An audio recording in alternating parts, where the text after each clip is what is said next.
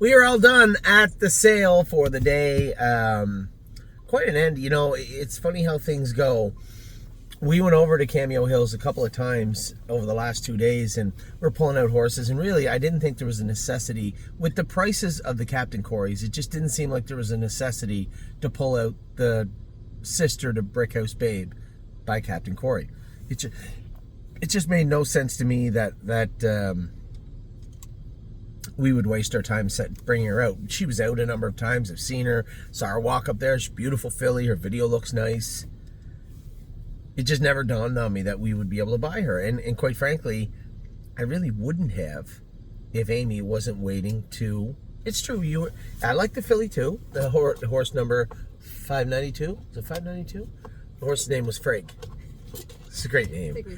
It's a great name, but she was a really, really nice filly. And right after her was the King of the North filly, who's a sister to Norm Parker's colt that went in 51 the other day at Lexington.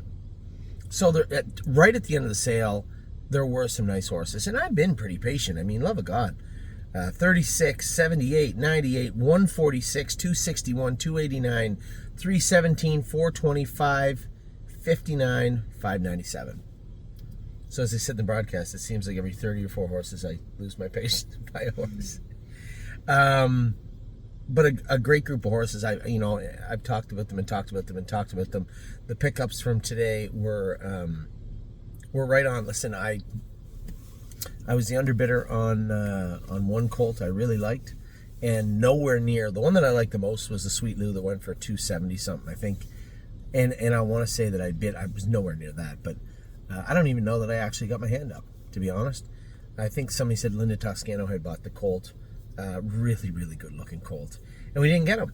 So I'm looking through the Pacers, and I just don't want to buy a Pacer to buy a Pacer. I know, guys, I told you guys that we'd buy a high-end Pacer. Now, granted, I didn't put a price on that bucket because I thought it would be somewhere between 90 and 140. It never dawned on me that the horse we got would be $55,000 Bulldog Hanover filly. Amy and Randy actually picked this filly out. I was doing the show. We were looking at horses. I gave Amy a list of some horses to go look at. And she comes back. She goes, Anthony, I told her I love the Sweet Lou. I want to get the Sweet Lou. She said, well, you are probably going to want... you're probably going to want to look at this filly. Did you see the name of this filly? I just saw it now. Yeah. We looked at the video up to see if they played that song in her video, but they didn't. Who Let the Dogs Out? SGT. So Sergeant Stables. Man, she was a beautiful filly. You were right. She's a beautiful, beautiful filly.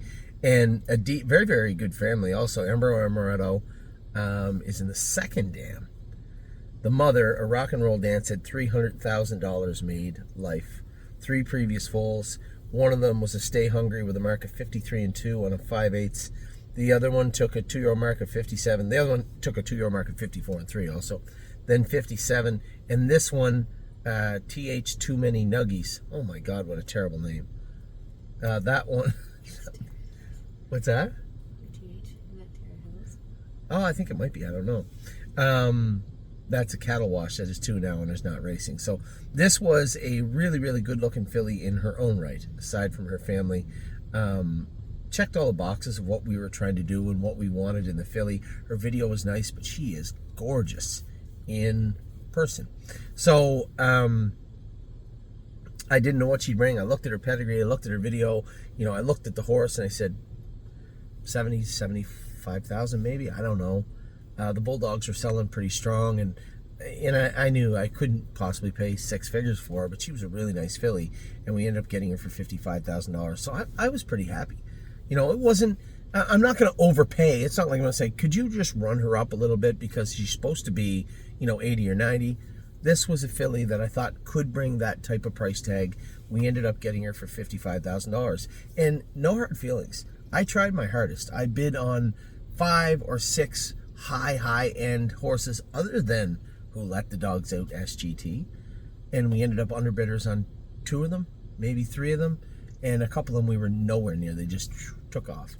So the Bulldog filly I was happy with, and it complemented the trotting filly we'd already got by King of the North. Tried to get another one of those today too, and didn't miss by a whole bunch. Also today, we purchased, let me just pull up all the pages.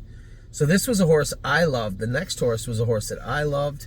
And now it wasn't a standalone. This was a horse I had great notes on the entire time. And then when Amy and Randy come back, she said, Anthony, and Amy, you guys may know it, the undertones, Amy is not a huge Father Patrick fan, right?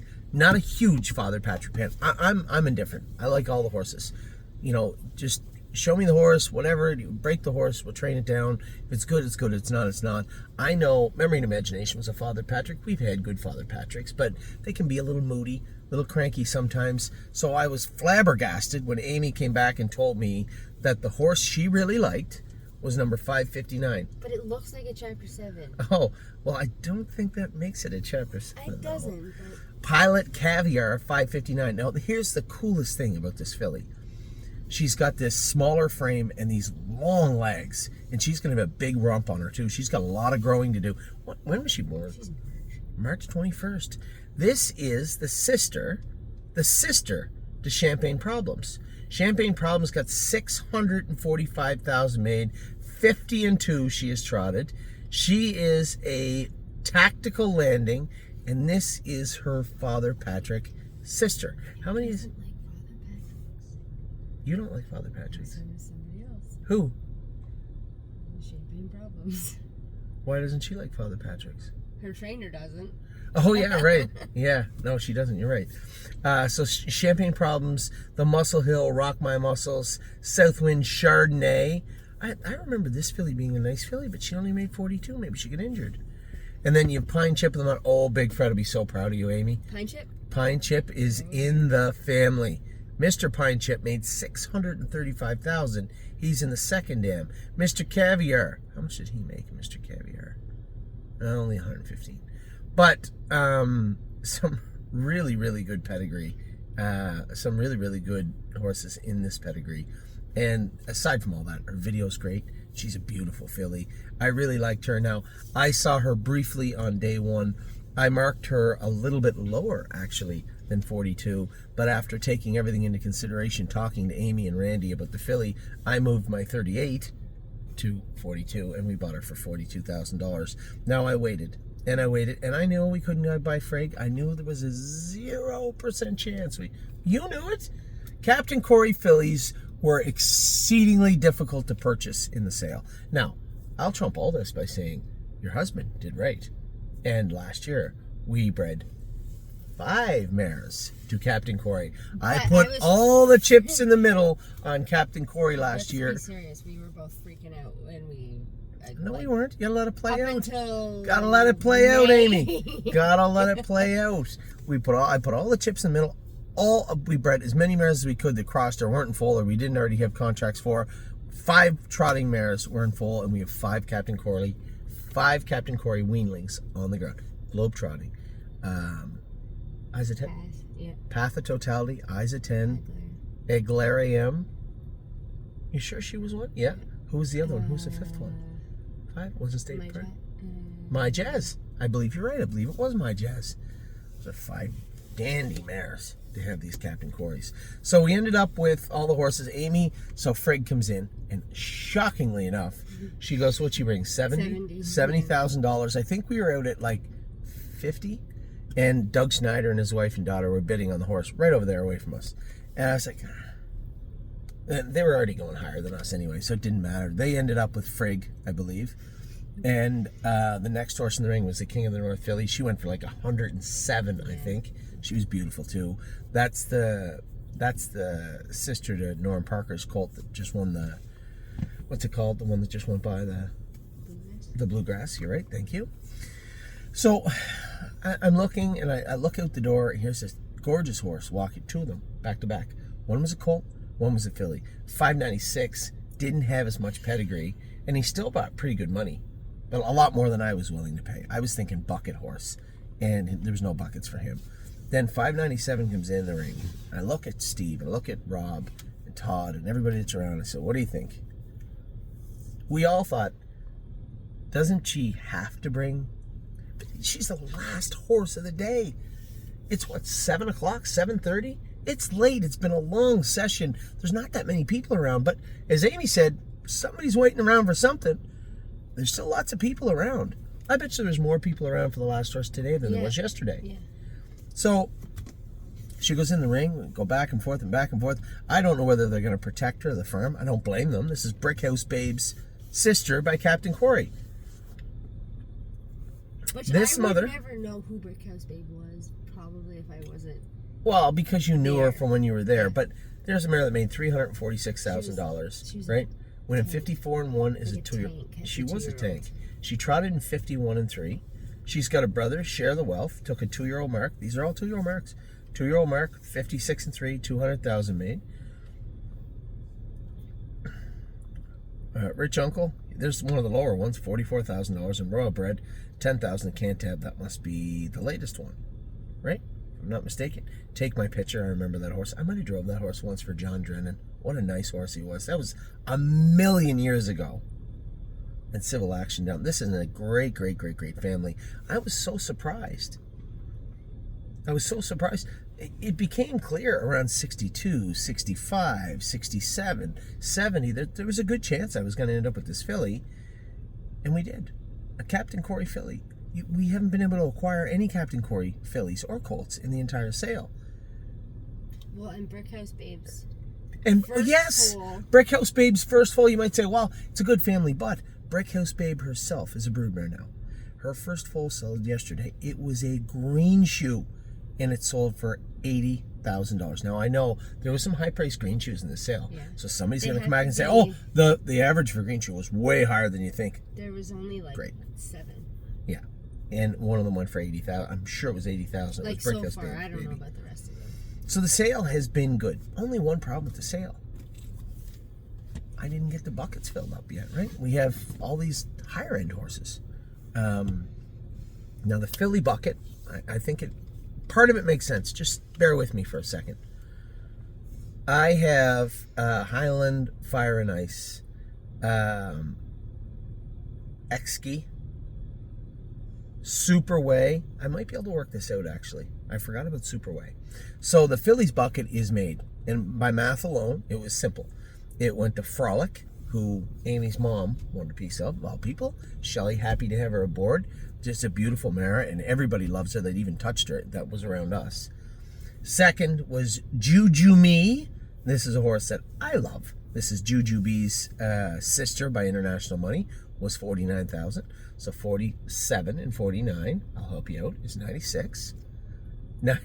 96. And then we fit Prada or Nada in there at 25, and you get $121,000. The bucket was supposed to be 120. I overshot by $1,000. Those are 3 quality horses. I gave you a in-depth breakdown of every single one of them. Makes all the sense in the world. Those are that's your filly trotting bucket.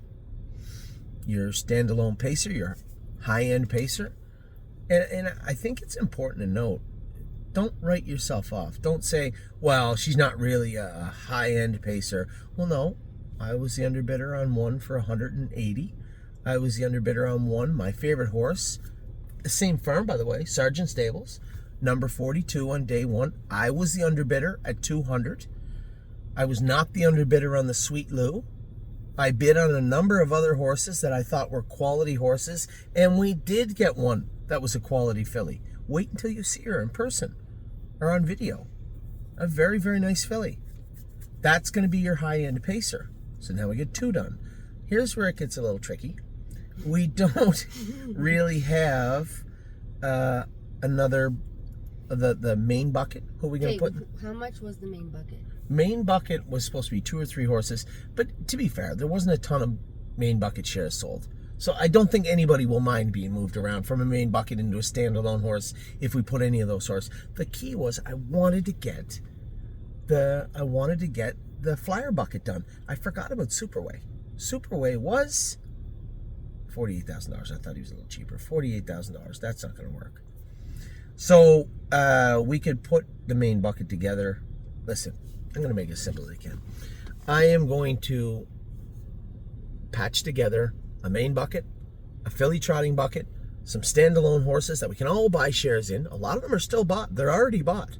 And everybody that is a share owner is going to get a chance to buy them first. You guys know that. Now, for all my clients out there, we had 2 flyer buckets that virtually sold out half each. There was like 30 and 60. I'm going to combine those to one bucket. One bucket. That's what you're getting. For 50. For 50. So, what I need to do is figure out how I am going to fit everything together. And if I go to the sale tomorrow and I find us 2 horses that fit in that flyer bucket, I'll be fine. So what I need to put together tonight is... That won't be hard. But what I want to do tonight is put together who's going where. I already can tell you right now with certainty, the filly trotting bucket is full, fully subscribed, and full. In that bucket is Frolic, Juju Me, and Prada or Nada. That's who's in the filly bucket. High-end pacer is our only pacer. No, we bought the other colt. What about the little guy? Oh, right. Deadline. He was 32. Might not need one. Just hold on. Continue on this track. Filly bucket's done. The high-end pacer is done. The high-end trotter will likely be... Must be in Ontario. Why? Must have to be in Ontario. I can make it, quite frankly, I can make it... She's got class. Oh, darn. You just get one of the best bred horses we've got. Well, they all are. How many mares, fillies We've been lucky. Buy? You guys got to remember, you have to understand, and Amy is about to say the same thing. 3 of the people that sold the horses came up to us after and said, and asked, "I we have want them back. these mares back when they're done." Yeah. So you have to remember how this is how lucky we are. All right. Now we got a colt, Ariana G's son, beautiful colt. The next one is a Muscle Hill full sister to Montserrat with 3 world champions in the pedigree now. We have Deadline, who's a colt. Frolic, that's Victor Laszlo, Southwood Masabi, good pedigree. Highland Fire and Ice, 100%. A lot of broodmare potential there. We have Highland Top Hill, Highland is the mother, Highland Kismet, Highland Starburst. This is a very, very good family, but it's current. Most of the good stuff going on is in the first dam now. So if if Highland Fire and Ice goes out and is a good filly, again, she's the first dam. The second dam is this one. This is a good pedigree, top to bottom also. And then we have just Juju B's sister. That's all. Another world champion. The next one, Prada or Nada, just got a sister out of a sister to Green Manalishi. Not bad. These are all fillies. And then we have the pacing filly also, by the way. And we have the filly who's a sister to Champagne Problems by Father Patrick. We also have the Captain Corey, who's a sister to Brickhouse Babe. Lots of fillies. Lots of fillies. That's very hard to do. Hard, yeah. For those of you out there that are owners, breeders, or know anything about the game, and it's an incredibly difficult thing to acquire trotting fillies. Quality trotting fillies, not an easy thing to do. It wasn't all by design. I bought the filly because I wanted that Pennsylvania bred trotting filly. This is another thing that I tried to do, was just spread things around. I was a little more cerebral and surgical with what I was doing.